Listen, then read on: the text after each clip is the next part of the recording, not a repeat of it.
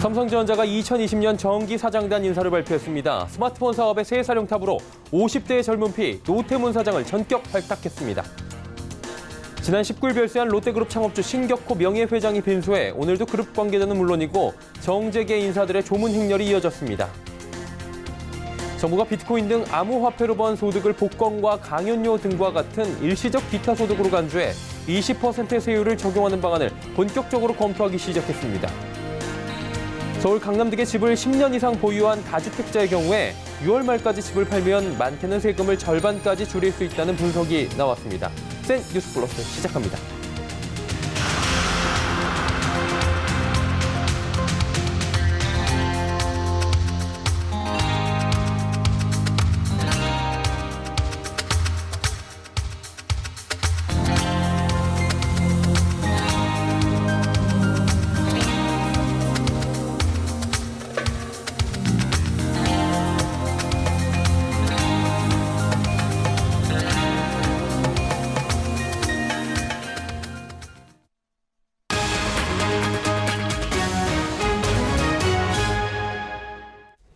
시청자 여러분 안녕하십니까? 센 뉴스 플러스 서정덕입니다. 삼성전자가 2020년 정기 사장단 인사를 발표했습니다. 김기남, 김현석, 그리고 고동진, 이른바 트로이카 체제는 유지하되 스마트폰 사업의 새 사령탑으로 50대 젊은 피 노태문 사장을 발탁했습니다. 노 사장은 5G와 차기 폴더블 폰을 비롯한 기술 혁신을 이끌어가는 데 앞장설 것으로 보이는데요. 김혜영 기자가 전해드립니다. 삼성이 해를 넘긴 인사에서 안정 속 변화를 꾀했습니다. 기존 3인 대표 체제를 유지하되 무선 사업부를 따로 떼낸 겁니다. 우선 반도체 사업을 총괄하는 DS 디바이스 솔루션 부문을 이끄는 김기남 부회장과 C 소비자 가전 부문장 김현석 사장, 또 IM 부문장 고동진 사장은 모두 유임했습니다. 이와 함께 노태문 실장을 무선 사업 부장에 발탁했습니다. 삼성전자의 매출의 절반을 책임지는 IM 부문에서 스마트폰 사업을 진두지휘하게 된 겁니다. 지금까지 고동진 사장이 IM 부문 대표와 무선 사업 부장을 겸직해왔습니다. 그는 갤럭시 시리즈 개발을 주도한 갤럭시 신화의 주역으로 꼽힙니다.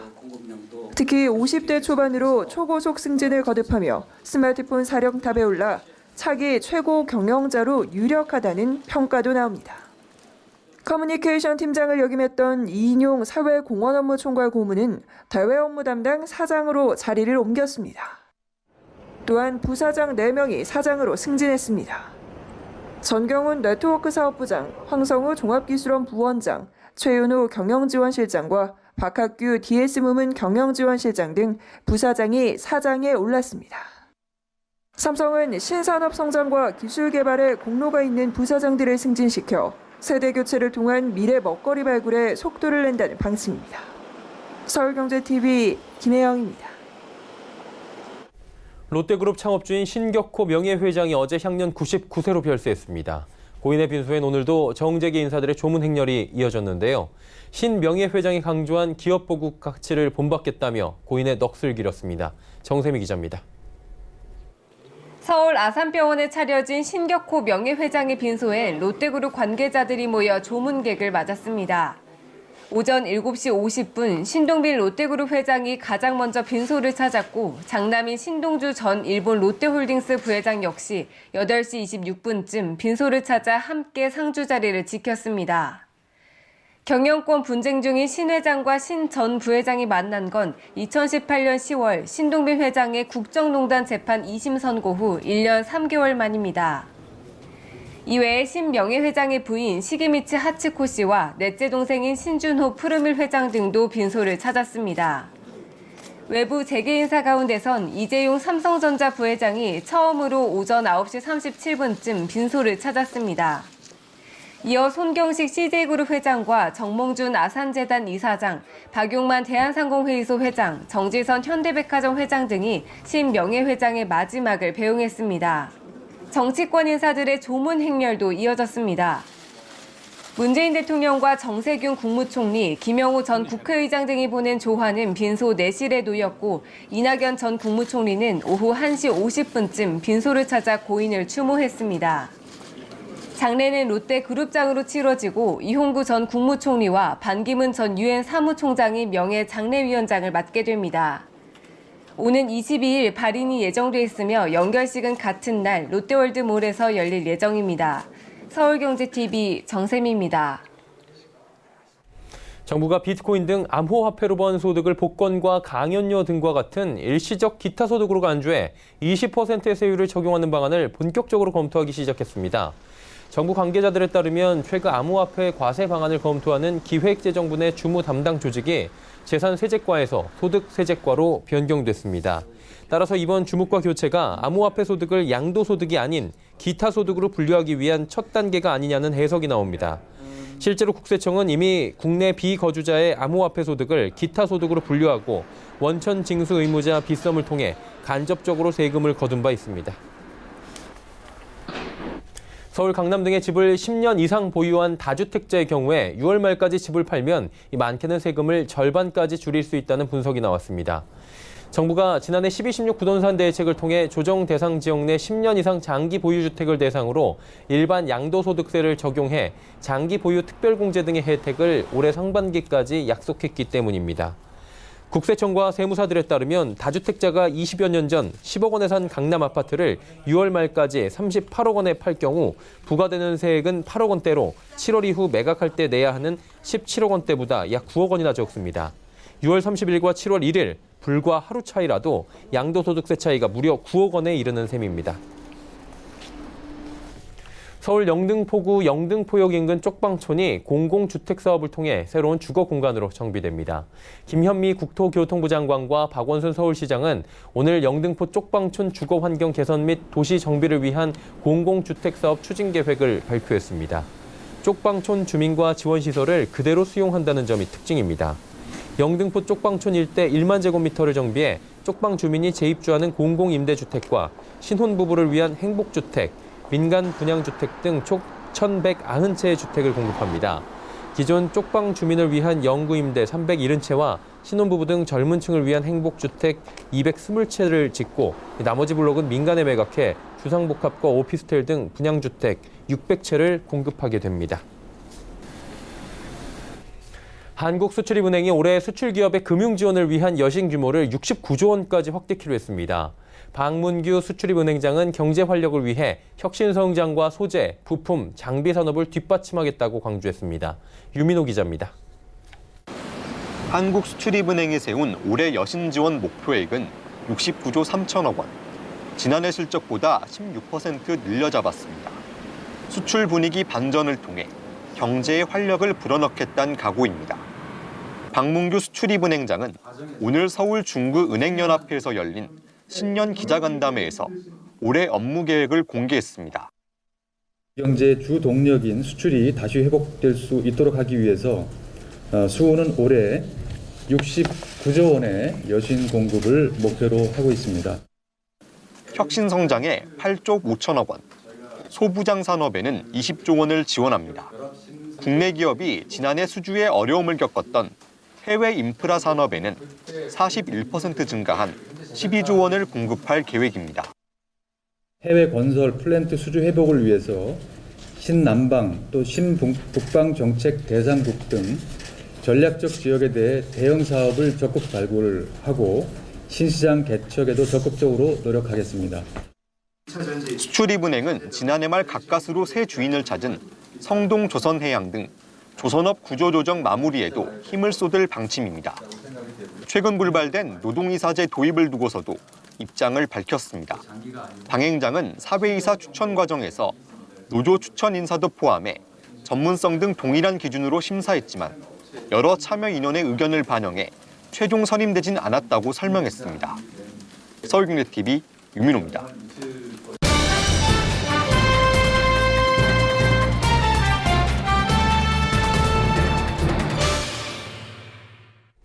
코스피가 15개월 만에 2260선까지 회복했습니다. 연말 연초를 흔들었던 이슈들이 잠잠해지며 다시금 상승 탄력을 지속적으로 얻고 있는 건데요. 삼성전자 6만 원, SK하이닉스 10만 원 등 이번 상승은 전기 전자 업종이 신고가를 갈아치우며 만들어가고 있는 셈인데요. 그러다 보니 우리 지수 상승은 전기 전자 업종이 얼마나 상승하느냐에 달렸다는 의견도 많이 나옵니다. 2020년 전기 전자 업종의 전망은 어떨까요? 금일 시황 먼저 정리해드린 뒤에 취재 기자와 함께 이야기 나눠보도록 하겠습니다. 오늘 코스피는 전거래일 대비 12.07포인트 상승한 2262.64포인트의 장을 마감했습니다.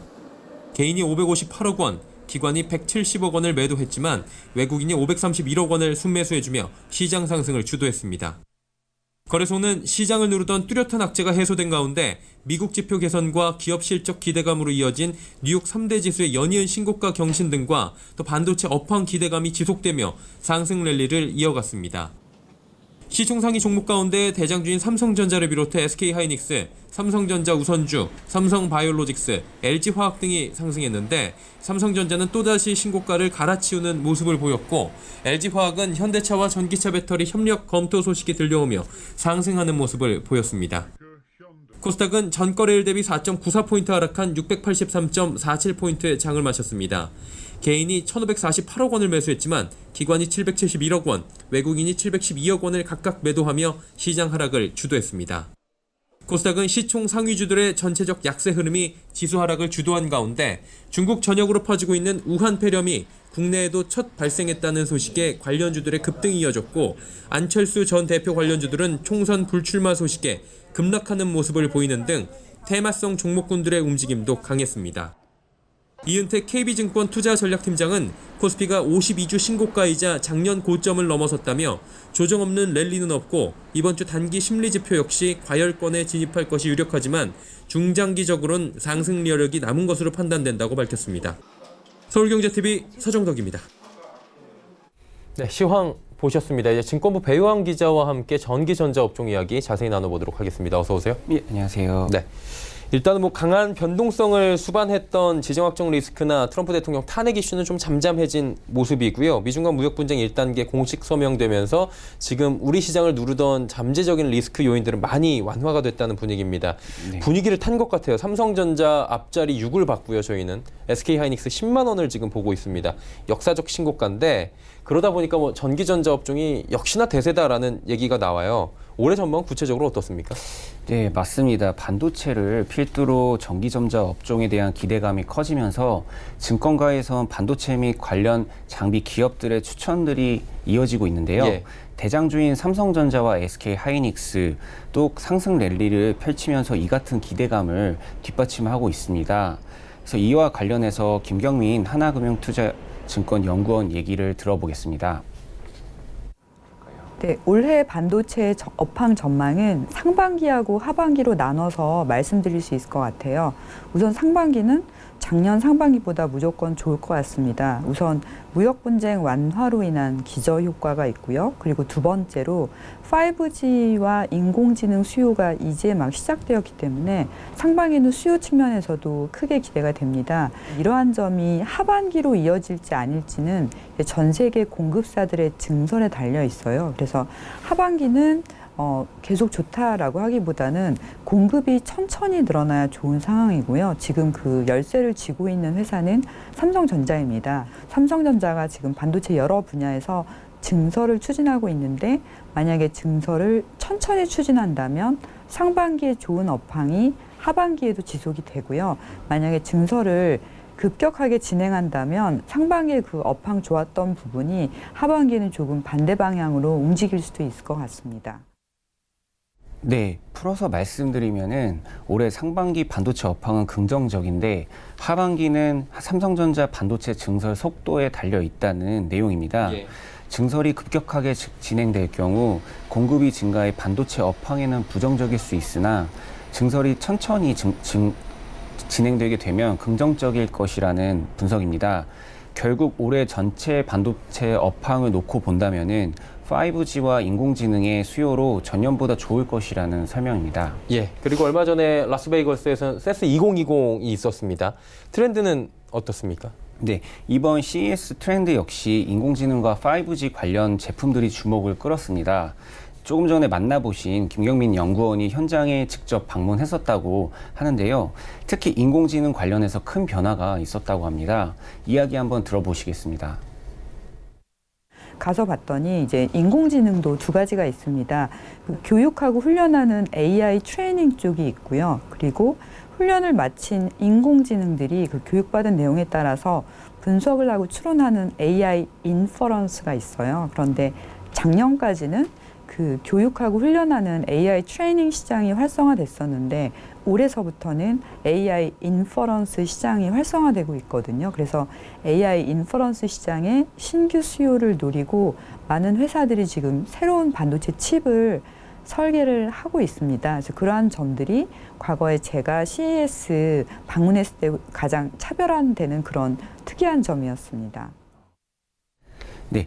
김경민 연구원은 현장에서 들은 AI 인퍼런스 경쟁업체가 현재 50여 곳에 달했다고 말을 했는데요.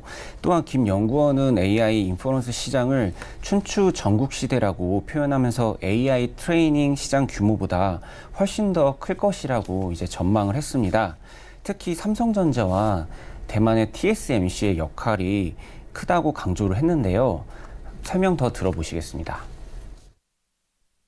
2년 전에 가상화폐 채굴 수요가 어마어마하게 이제 급증했었거든요. 근데 그때도 가상화폐 채굴용 반도체 칩은 무조건 삼성전자 아니면은 대만 TSMC에서만 생산했어요. 그게 선단 공정에서만 생산을 해야지 성능이 좋고 그리고 전력 소모를 이제 절감을 할 수가 있거든요. 그래서 2년 전에 유행했던 가상화폐 채굴용 칩이나 아니면 이제 막 신규 수요가 시작되는 인공지능 칩들이 다 선단 공정을 필요로 하는데 전 세계에서 그 파운드리 수요를 대응할 수 있는 상장 기업은 삼성전자하고 대만의 TSMC뿐입니다. 예, 파운드리 수요, AI 관련해서는 처음 지금 저희가 접하는 것 같은데 관련된 이야기를 조금 더 들어볼 수는 없었나요? 네. 김 연구원은 AI 기술이 영상과 음성 분야에서 실제로 활용이 되고 있다고 언급을 했는데요. 설명도 한번 들어보시겠습니다. 현재 그 시중에 나온 AI 트레이닝이나 AI 인퍼런스 쪽은 주로 눈에 보이는 것들 아니면 저희 귀로 들을 수 있는 것들 그런 쪽 수요와 연관이 돼 있어요. 그래서 가장 많이 쓰이는 분야는 영상 분석이고요. 영상 분석을 통해서 예를 들어서 제 얼굴을 분석한다면 남자인지 여자인지 또는 제가 찡그리고 있는지 아니면 웃고 있는지 그리고 제가 운전을 하고 있을 때 졸고 있는지 아니면 졸지 않고 운전하고 있는지 이런 저의 그 얼굴을 분석을 할 수 있고요. 최근에 그 인공지능으로 합성된 목소리는 감정 표현이 매우 자연스럽습니다. 그 유명한 정치인이나 아니면 연예인분들 목소리도 다 유사하게 흉내를 낼 수 있어요. 네, AI 관련된 이야기 쭉 들어봤는데 그리고 이제 5G 얘기도 해봐야 될 것 같습니다. 삼성전자가 잘 달리고 있지만 사실 따져보면 5G 업종들도 이익 개선, 주가 상승률이 엄청났는데 올해도 어떻습니까? 괜찮다고 합니까? 네, 지난해 5G 관련주들의 주가 상승은 굉장했는데요. 대표적으로 KMW와 오이솔루션 등의 주가가 이제 실적이 크게 증가하면서 1년 사이에 최저 4배에서 최고 8배까지 이제 오르기도 했었습니다. 올해 역시 실적 개선이 지속될 것이라는 전망이 나오고 있습니다. 네, 전문가 인터뷰 한번 들어보시겠습니다. 실적이 좋아지는 거는 이제 겨우 시작됐다라고 생각을 해요.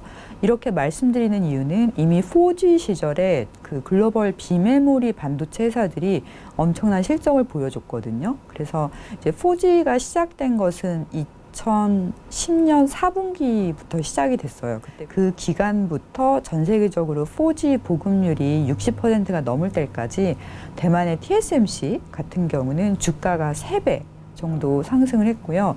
그 TSMC의 최대 고객사였던 미국의 퀄컴 같은 경우는 3년 연속 매출이 매년 30% 이상씩 증가를 했었어요. 그 시장 전환이 이루어지는 국면의 초입이고요. 따라서 향후 실적은 제가 보기엔 최소한 3년 정도는 긍정적인 그런 전망으로 바라보셔도 좋을 것 같습니다.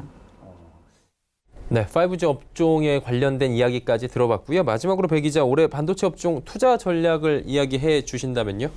네, 김경민 연구원은 상반기 반도체 업황은 의심할 여지가 없다고 여러 번 강조를 했습니다. 하지만 반드시 확인할 것이 있다고 얘기를 했는데요. 자세한 이야기 한번 들어보시죠. 글로벌 투자자들이 다 같이 볼 수 있는 매크로 데이터를 보시면 되는데 그중에 반도체 수출 데이터가 있습니다. 그래서 저 2018년도에 반도체 업황이 꺾이기 전에 보면은 수출 데이터의 성장률이 계속 성장은 지속되는데 성장 속도가 확 둔화된 적이 있었거든요. 그게 2018년 4월이었습니다. 그래서 만약에 한국의 반도체 수출 데이터가 성장을 하다가 성장 속도가 갑자기 확 둔화되는 시기가 있으면 그때는 저희가 주식을 갖고 있거나 아니면 ETF에 투자하고 있더라도 조금 신중하게 생각해 보시면 좋을 것 같고요. 네, 추가적으로 말씀드리면은 김 연구원은 반도체 수출 데이터가 이제 막 성장을 시작했다고 언급을 했습니다. 지난 13개월 지속된 마이너스 수준의 반도체 수출 데이터가 마이너스를 유지하다가 이번 1월 잠정치가 처음으로 플러스로 돌아섰다는 내용인데요. 특히 반도체 업황은 성장 국면에 들어서면은 6개월 정도 지속되기 때문에 올해 상반기는 기대해도 좋다고 조언했습니다. 네, 2020년 반도체 업황에 관련된 이야기 증권부 배요한 기자와 이야기 나눠봤습니다. 고맙습니다. 예, 감사합니다.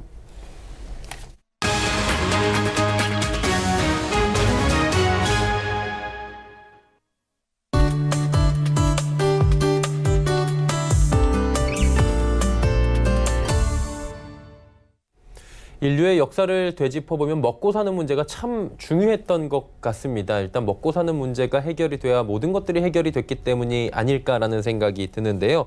그러다 보니까 전쟁과 분쟁도 일어났던 것 같고요. 먹고 사는 식 부분이 해결이 된 이후에야 그리고 의 생활에 관심을 갖게 됐고 그 이후에야 웰빙이라는 단어가 등장을 할 수 있었다고 합니다. 이 부분을 조금 더 자세히 들여다보자면 최근에 문제가 좀 되고 있는 인도, 몽골의 초미세먼지 대란을 보면서 많은 분들이 고개를 끄덕끄덕하고 계실 겁니다. 경제적으로 좀 어렵다 보니까 초미세먼지, 미세먼지까지 감당을 하기가 좀 어려운 부분이 분명히 있었던 거죠. 그래서 오늘은 미세먼지가 경제에 미치는 영향을 하나하나 또 이야기해 보고요. 이 부분에 대한 자세한 또 관찰을 해보도록 하겠습니다. K웨더의 반기성 예보센터장과 함께합니다. 어서 오세요. 네, 안녕하세요. 네, 미세먼지 줄이기 위해 우리나라 엄청 노력하는 거잖아요. 그렇다면 우리나라의 경제 수준이 꽤 높다라는 부분 아니겠습니까? 네, 맞습니다. 네. 이 경제 위상과 환경 수준의 불일치를 극복해야 합니다. 자, 이 말은요, 대통령 직속기구죠. 미세먼지 문제 해결을 위한 국가기후환경회의의 반기문 위원장의 말씀입니다. 반 위원장은 2019년 9월 27일 제1차 국민정책 제안을 의결하기 위한 제4차 본회의에서 우리나라는 그간 경이적인 경제 발전을 이뤄서 세계가 모두 부러워한다. 그러나 우리나라 공기질은 경제협력개발기구 국가 중에서 두 번째인, 뒤에서 두 번째입니다. 불일치, 불균형 상태이다. 미세먼지는 경제 성장에서 환경의 질 중심으로 우리의 인식을 전환하는 것과 아주 밀접한 관계가 있다라고 말했는데요. 반 위원장의 말처럼 가장 중요한 것은 먹고 사는 문제이지요. 가난할 때는 미세먼지보다는 먹는 문제가 중요하기 때문에 미세먼지는 관심의 대상이 되지 않아요. 그러나 어느 정도 경제 수준이 올라가면 좀 질 좋은 환경을 누리고자 하는 욕구가 강해지는데 이제 우리나라가 바로 이 수준으로 이때야말로 환경으로의 전환을 이룰 타이밍이다라고 반 위원장께서 보시는 것이죠. 네. 미세먼지 문제에 국민들이 많은 관심을 갖고 있습니다. 건강에 영향 주기 때문일 것 같은데 그렇다면 미세먼지가 경제에도 많은 영향을 좀 주나요? 네, 그렇죠. 한국환경정책평가원에서 2018년에 연구한 자료를 보니까 황사와 미세먼지로 인한 사회적 비용이 최대 한 20조 원 정도 된다. 이런 연구 결과가 있었습니다. 정말 엄청난 그 경제적인 피해라고 할 수가 있는데요. 미세먼지는 일단 굉장히 미세먼지에 민감하게 반도체거든요. 또 디스플레이 산업, 자동차 엔진 이런 정밀 전자기계 제품의 불량률을 굉장히 증가를 시켜요. 또 생산성을 저하시키고요. 항공이나 자동차와 같은 운송 분야에도 나쁜 영향을 미치면서 물류와 유통 수출입, 교통 제한, 운행 정지 등 가져옵니다. 그러나 이제 아무래도 가장 큰 경제적 피해는 국민들의 건강이라고 할 수가 있죠. 네, 미세먼지로 인한 건강 피해 경제적 영향을 좀 알고 싶은데 어느 정도입니까? 미세먼지 농도가 월 평균 1%씩 1년 동안 높아질 경우입니다. 미세먼지 관련 질환을 앓는 환자 수가 260만 명가량 증가합니다. 이게 이제 성균관대학, 순천향대학, 경상대학 등 이 세 개 대학의 공동 연구진의 2018년 연구 논문 내용인데요. 이들의 연구 논문을 보면 미세먼지 농도가 매달 1%씩 1년 동안 증가하는 경우 2017년 기준입니다. 255만 7,301명의 환자가 추가로 발생한다고 합니다. 연구팀은 2010년 1월부터 2017년 5월 사이에 미세먼지 평균 농도 또 건강보험심사평가원의 보건의료 빅데이터를 활용을 해갖고 분석을 했는데요. 좀 세부적으로 살펴본다면 미세먼지 농도가 월 평균 1% 증가하면 5개월 후입니다. 환자 수는 0.25%가량 늘어났는데 숫자로 보면 2017년 기준으로는 22만 1988명의 환자가 증가한 셈이죠. 이에 따라서 늘어나는 의료비는 649억 5,900만 원에 달하는 것으로 추정을 했습니다. 야, 이게 월 평균 1%가 얼마 안 되는 것 같은데 이거 늘어나는 걸로 의료비 부담이 650억 원가량이 늘어난다니까 진짜 심각한 문제네요. 그렇죠. 사실 1% 얼마 되는 양은 아니거든요. 이 연구팀 미세먼지 농도가 1% 높아지면 국내 총생산은 0.0052%, 고용은 0.0058% 정도 감소하는 것으로 분석을 했습니다. 자, 이게 왜 그러냐면 미세먼지 농도가 높아지면 환자가 늘면서 의료비가 증가하게 되고요. 그렇게 될 경우 가계 소비에서 의료비 외 다른 부분에 지출이 줄어들면서 사회 전체적으로 소비가 위축된다는 거죠. 연구팀은 2010년부터 2017년 기간 중에 미세먼지 농도가 월 평균 15% 증가한 경우를 기준으로 또다시 분석을 해보니까 GDP가 잠재적으로 0.08% 정도 감소되는 것으로 해석을 했습니다. 그러니까 우리가 국민 건강과 경제를 위해서도 미세먼지를 줄여나가야 한다는 것이죠. 네. 미세먼지가 경제에 구체적으로 미치는 영향에 대해서 오늘 알아봤습니다. K웨더의 반기성 예보센터장과 함께했습니다. 고맙습니다. 네, 감사합니다.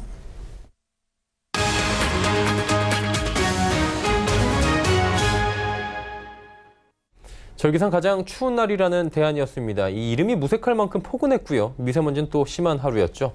이제 미세먼지 관련된 절기도 나와야 하는 것 아니냐는 이런 말이 나올 정도로 미세먼지가 심해지고 있습니다. 지금 당장 저희가 드릴 수 있는 말씀은 내일도 미세먼지는 있을 예정이니 마스크 꼭 착용하시길 바랍니다. 정도밖에 없는 게 굉장히 아쉽네요. 뉴스 마칩니다. 고맙습니다.